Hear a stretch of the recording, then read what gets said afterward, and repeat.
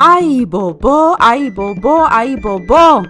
Welcome to the Agua Cedito podcast show, where we honor the divine, spark personal liberation, and deconstruct Haitian Vodou. I'm your host, Knowledge, also known as Konef Kife. Every episode is a digital offering to the sacred spirits, ancestors, and vibrant culture of Haitian Vodou. Through storytelling, interviews, and reflections, we will explore its roots, its power, and its impact. Vodou is more than spirituality. It is life, legacy, and liberation.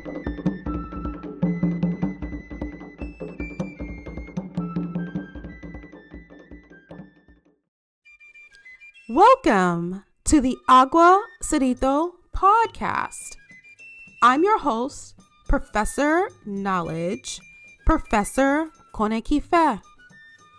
Limye are short bonus episodes designed to laser focus in on a particular topic. And for those that are new to the show, the word Limye means little light in Haitian Creole, which is similar to saying the phrase, let me shed some light.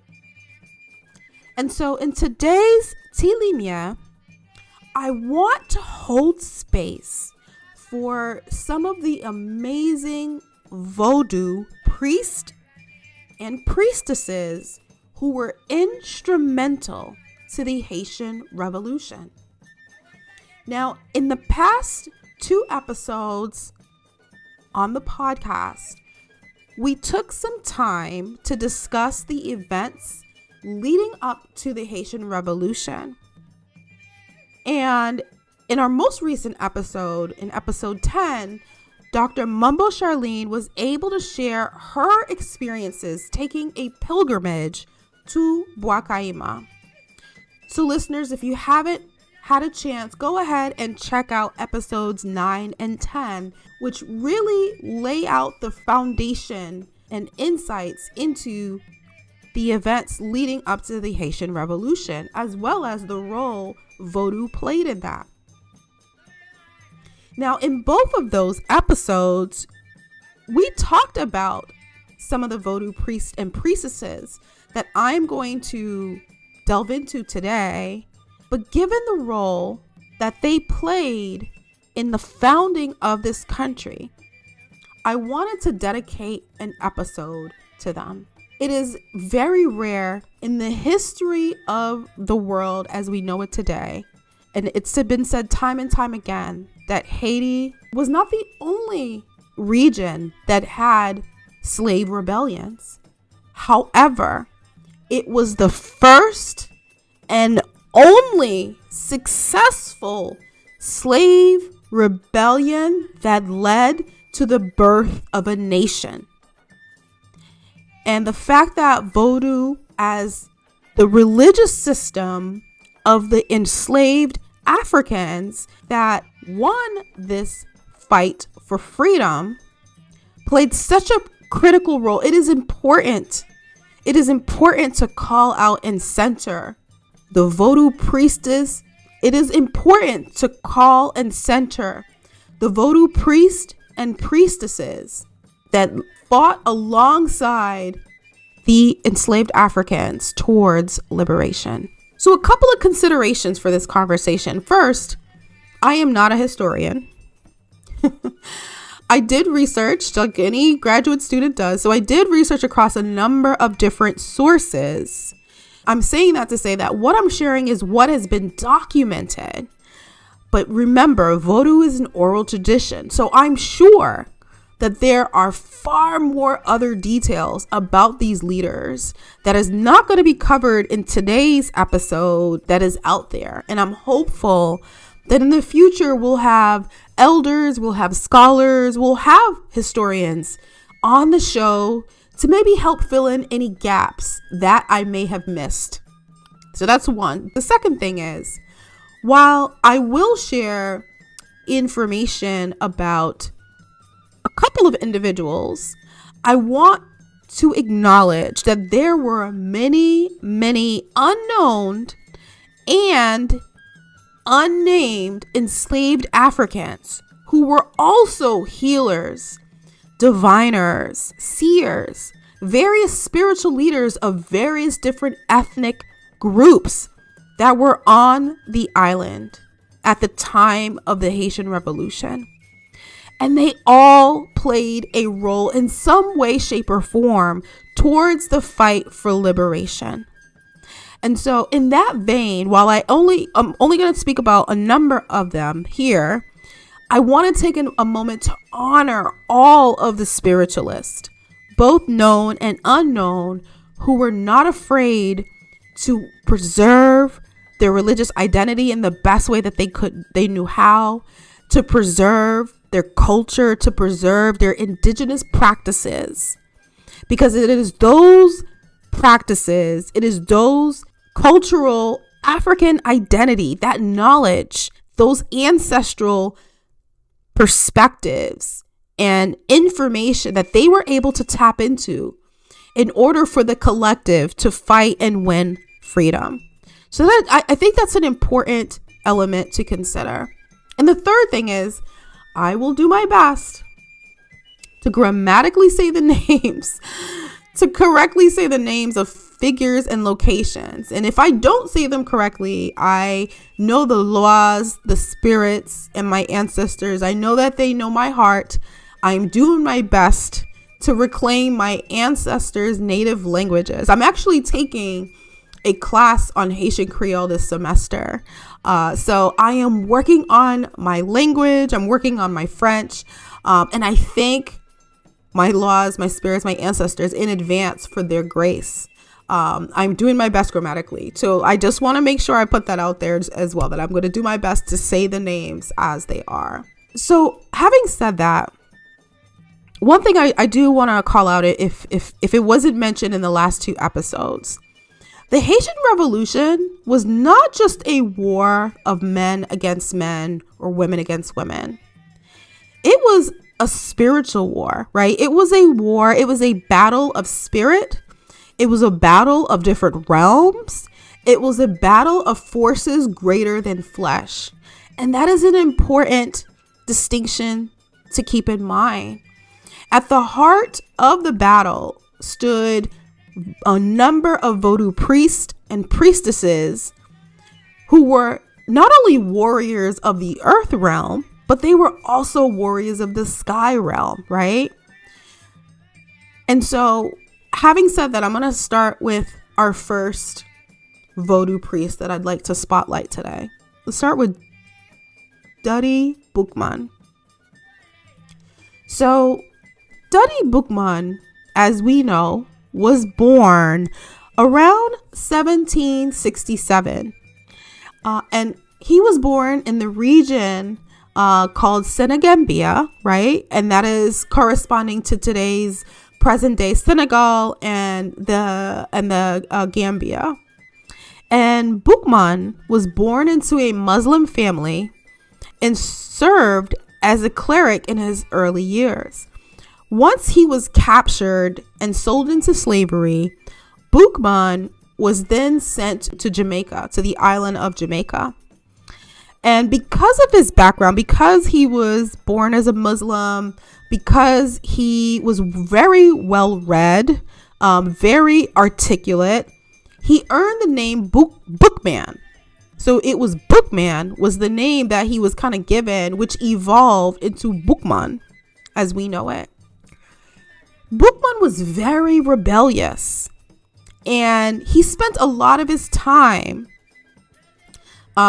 teaching his fellow enslaved Africans. He spent time teaching them how to read and really tried to teach them that spirit of independence. And because of how articulate, how smart he was, it was clear that he was extremely well read.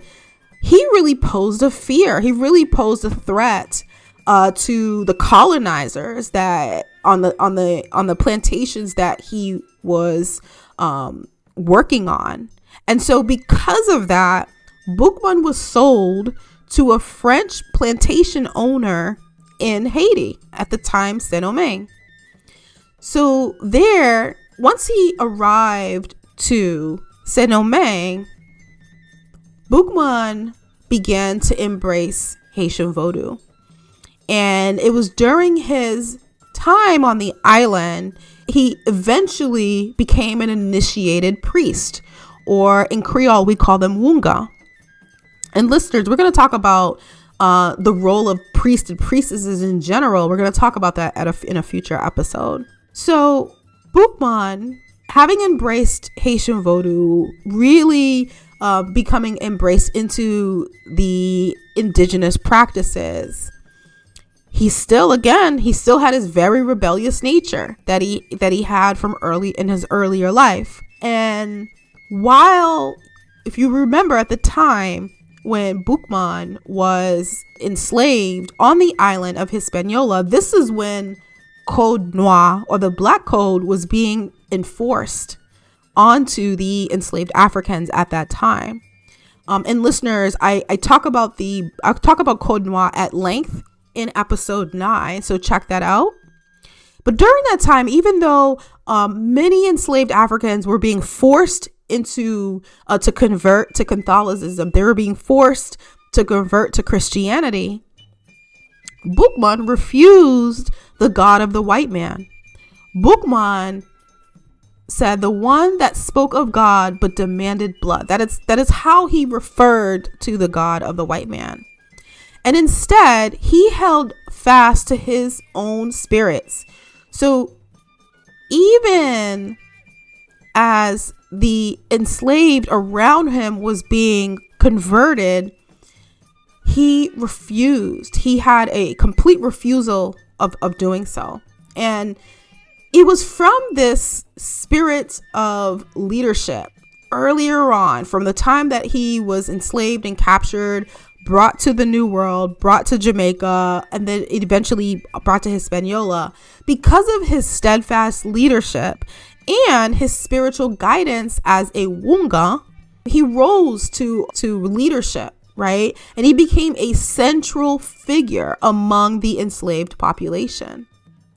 So it was Boukman, and I think I read the Boukman prayer in episode 9, where he essentially co-led the Bwa Kayiman ceremony with Mumbo Cécile Fatiman, which I'm going to talk about next. He co-led that event with her that eventually ignited the Haitian Revolution.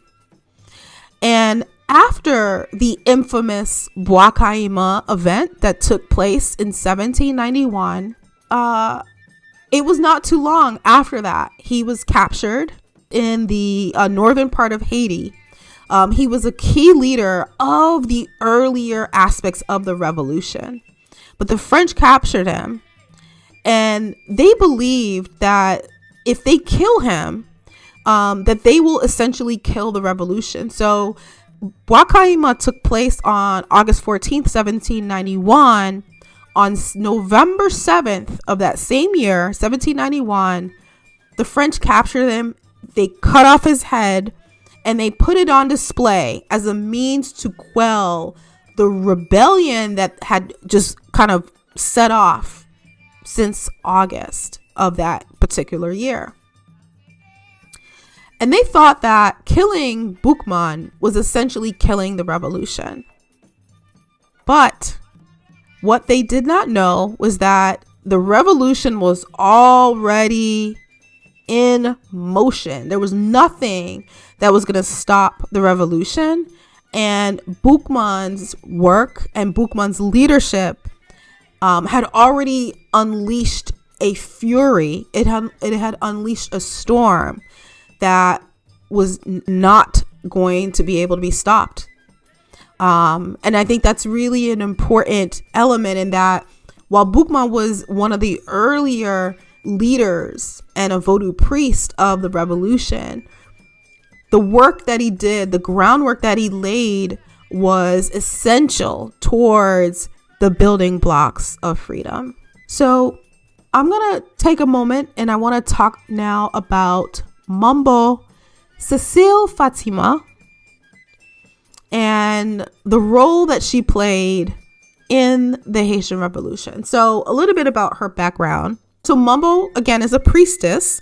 So priestess Cécile Fatiman was born in the late 18th century in Saint-Domingue. She was the daughter of an enslaved African woman and a Corsican prince. Her mixed heritage really had her, she really stood out, right? Because she was considered very, very beautiful and very, very smart, very intelligent. And she really stood out just because of her beauty. And it's really interesting because she was considered more of like a mulatto. And because even if she did have mixed heritage, one would assume at that time she would have had more freedoms. Her father ended up selling her family into slavery. However, Cécile Fatiman secured her freedom either before or during the 1791 uprising. And I want to take a moment to read an excerpt. There's a book by Professor Baina Bello. The book is called The Sheroes of the Haitian Revolution. And listeners, if you don't have that book, that's a great, I call it a great coffee table book to have on reference that really speaks not only about the Vodou priestesses of the revolution, but just all the women of the Haitian Revolution. It's an amazing book to have as an overall reference. I want to read a passage from Baina Bello's book here. So in the passage she reads, and this is in regards to Cécile Fatiman, as a captive assigned to field work, she grew into a master of communication and formed codified networks all over the island. It was at this point that she began to organize what would eventually become the only successful revolt of African captives in our story. Cécile trained her network to be a stealth while transmitting information from plantation to plantation miles away from each other. She created codes for names of places and people so that the enslaved informants could not notify slavers. It took Cécile and her network of women years to organize the most famous gathering in Haitian Our Story, now referred to in the books as the ceremony at Bwa Kayiman.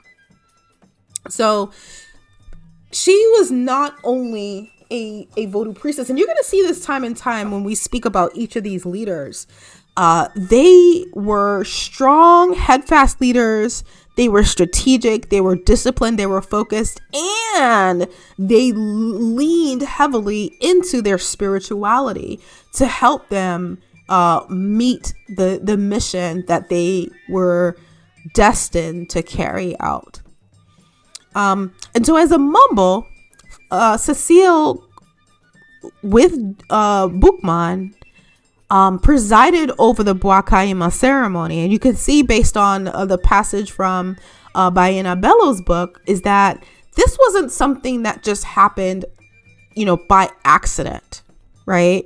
This was years of organizing, years of creating a network of communication across plantation after plantation in order to arrive at that specific moment. And it is said that during the actual ceremony that took place after the strategic meeting, it is said that Cécile Fatiman became possessed by the spirit Ezuli Dota and performed a ritual sacrifice of a black pig, an act that galvanized the attendees to commit to the revolt. And this ceremony, again, was the catalyst, right? So after the war, the Haitian Revolution began, Cécile Fatiman, she did not fade into silence. She continued to lead. She continued to be a healer. She continued to guide people as a Mumbo, as a mother, as a pillar of strength. And she was able to do what very few revolutionaries live to do. She was able to live to see the nation she helped birth. And so after the war, she married Jean-Louis Pierrot, a general in the Haitian army who later became the president of Haiti in 1845. Together, they had a daughter called Marie-Louise. Fatima ended up living, it is reported that she lived until the age of 112. So she lived a very, very long life up in the northern parts of Haiti. So we want to hold space. You know, we just spoke about Boukman. We want to hold space for Boukman. We want to hold space for Mambo Cécile Fatiman. Now, I'm going to speak now about Marie Jean. Okay, so Marie Jean, her background is very interesting. There's not a lot of details about her earlier life. She, similar to Cécile, was of mixed heritage descent, and so she was referred to as a mulatto. And her role, she is best known for her military involvement and infamously known for her role in the Battle of the Crête à Perrault. So this is the Battle of Crête à Perrault in 1802. During that time, she fought alongside her husband, whose name was Louis, and it was said that eyewitnesses that watched her fight. Now, she was dressed in full military uniform with a rifle and expertly fighting against the French forces.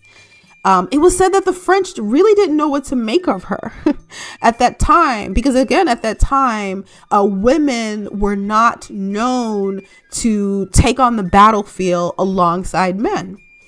And I think the role she played was very, very interesting at that time. Now, while it was not exactly confirmed that she was an actual priestess, many people believed that she was, given how fearless she was on the battlefield, right? And because of this reason, I decided to include her story in today's episode. So she may have been a priestess, she may not have been a priestess, but one thing was for sure, many people remembered her courage, her strength, her bravery on the field, that it is said that she fought like a child of Ogu, like an individual that was possessed by Ogu in a fearless, untouchable manner. And what's interesting is that Marie Jean's roles and her actions on the battlefield challenged gender norms, right? And it also highlighted the important role that women played in the fight for Haiti's independence. So the Haitian Revolution wasn't a typical revolution in a sense that when you hear and talk about revolutions of the past, there's sometimes this idea that it is men that are trained soldiers that go off to war and then they leave women and children at home. That was not the case with this specific revolution. The Haitian Revolution was all hands on deck. Everyone played a role. And I think it was important that Marie Jean's role really showed how important that women's roles were in the fight for freedom. It was said that Marie Jean was a force of nature. You know, she was a woman who took up arms, stood beside men, stood beside her husband, proving that Haitian women do not wait to be saved. They fight for their own freedom. Ayi bobo bilolo. So I wanted, even again, it's not really confirmed if she was a priestess or not, because of her actions on the battlefield still reverberates in today's history books. So it's important to call her out in that regard. And the last leader that I'm going to talk about today, I want to talk about Makandal. So Francois Makandal was born in the early 18th century in the Kingdom of Congo, either in present day Angola or in present day what's called the Democratic Republic of Congo. And in that region, it's important to understand that in those regions, warriors and priests were one and the same, where their knowledge was a weapon as sharp as any others, right? So they had weaponry knowledge. They also had spiritual knowledge in those specific regions. And so when he was kidnapped and forced to enslavement in Saint-Domingue, his captors really didn't know who they had captured. So he was brought to work. Makandal was brought to work on a sugar plantation, and an accident on that plantation led to the loss of one of his arms. And after that accident, he escaped and ended up joining the Maroons. And we talked about the Maroons in episode 9, so definitely check that out. But Makandal did not just go and join the Maroons. He actually ended up becoming one of the most prominent Maroon leaders of that era. Because, again, he comes from his heritage. He comes from an ancestor of warriors, an ancestral lineage of a spiritual knowledge as well. So Makandal, he did not fight with guns alone as a leader, as a Maroon leader. He also fought with the spiritual knowledge he had. He had knowledge of herbs, of poisons, of nature itself. And he utilized his knowledge of weaponry, of herbs, of poison to collectively wage a campaign against the entire colonial plantation system. And being very strategic, Makandal orchestrated a network that decimated poisons among enslaved population, leading to the deaths of a number of colonizers. And he did this successfully for 6 years. He waged, it's almost like a war of silence. Like he silently waged war, and no one knew where he was coming or when he was coming. However, because of how smart, how powerful, how knowledgeable he was of nature and of plants and herbs, people watched time and time again as enslavers and colonizers were being poisoned from plantation to plantation and watching their power crumble from within. And so he instilled so much fear in the hearts of many of the colonizers because they just never saw him coming until it was too late. And Makandal's expertise in strategy, in tactics, in knowledge of herbs, in knowledge of nature was simply unprecedented at that time. He created a completely new form of guerrilla warfare that challenged the very colonial power structure of the entire island. And so, because the colonizers were so scared of him, they relentlessly pursued to capture him. And in 1758, they finally captured him. He was publicly executed by burning. And they burned him alive as a way to try to deter others who can do what he was doing. However, what Makandal did was not only show the enslaved Africans at that time an entirely new way of embracing their religious systems and embracing and understanding strategy and creating this entirely new guerrilla warfare tactics and campaign. He was also the one that said, you know, if we continue doing this, even if it's not me, but we continue doing these, we can win our freedom. You know, do not give up. He left those encouraging words with the enslaved Africans at that time. And so He was, the work he did was critical in the beginning and laying the foundation for the Haitian Revolution to begin. And many people believe his spirit is still alive today, whispering in the ears of the oppressed. Some say he still walks among us, waiting for the day when his work will be needed again. So, in closing, this is just a handful. There's so many other individuals, but this was just a handful of individuals I wanted to take some time and call out. These were not just enslaved Africans. These individuals were not just men and women. They were not just priests and priestesses. The individuals I just talked about, they were spirits in flesh.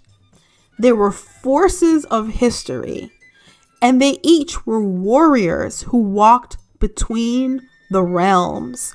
They were warriors that knew how to walk between the earthly realm and the spiritual realm. And Haiti was not freed by colonial politics or European ideas. Let's be really clear. Haiti was freed by Vodou. Haiti was freed by the ancestors. Haiti became free by the spirits who refused to be silenced, who believed in not only liberation for the individuals on the island, but believed in liberation for all mankind, all people. And so I think that's important to call out, and that the warriors that I talked about still walk among us today. For I believe the battle is never truly over.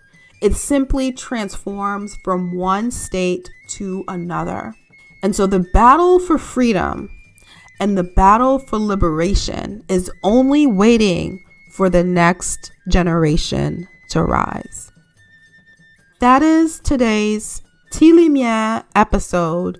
Tune in next week for our episode where we're going to talk about the concept of honor and respect and why that's important in Haitian Vodou. Thanks for tuning into the Agua Cedito podcast show. Thank you for joining us on the Agua Cedito podcast show. Together we honor our ancestors, embrace the beauty of Vodou, and step boldly toward liberation. If this episode resonated with you, don't forget to subscribe and leave a review. It helps us amplify the spirit of Haitian Vodou even further. Join us next week as we continue this journey to connect, inspire, and uplift. Until then, walk boldly with your spirits. And remember, the Agua Cedito show is not just a podcast. It is a vibration, a celebration, a path to freedom.